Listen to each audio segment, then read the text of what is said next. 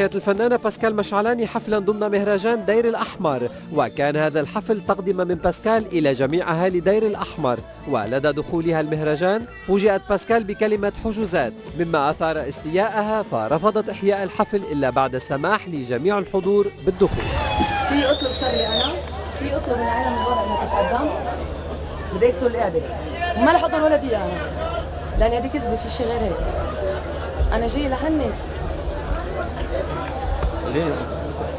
أنا في أطلب طلب، في أطلب هالناس اللي واقفة برا تيجي لقدام، أنا جاي لغني لهم إنهم هن.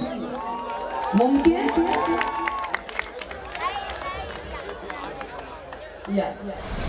صيفية كانت حلوة كتير الحمد لله، رائعة لبيروت، بالمهرجانات بالحفلات. أكيد كان في شي برا، سفرت صغيرة على المغرب أو على مصر، بس لبنان كان لها الأكثرية. يعني عملنا مهرجان بيسور ومهرجان بالشمال وهلأ بالبقاع، وبعد في عنا مهرجان الشياح، وكان عنا لقاءات وحفلات كتيرة بعليه وغيرها.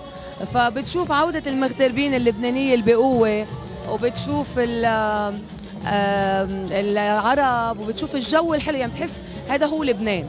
حيصير في تصويرات اكيد ان شاء الله، رح نبلش بعد شي 20 يوم بتصوير ثاني كليب ان الله. مع اي مخرج؟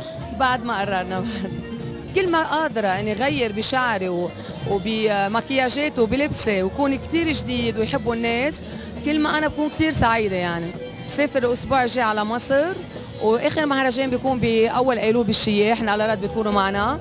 وبرمضان حيكون كثير في بروجرامات عبر التيفيات لرمضان، حيكون في حفلات بمصر وببيروت وتونس برمضان. كل سنة من نوع بلد ومن نوع ضيعة جديدة حق علينا.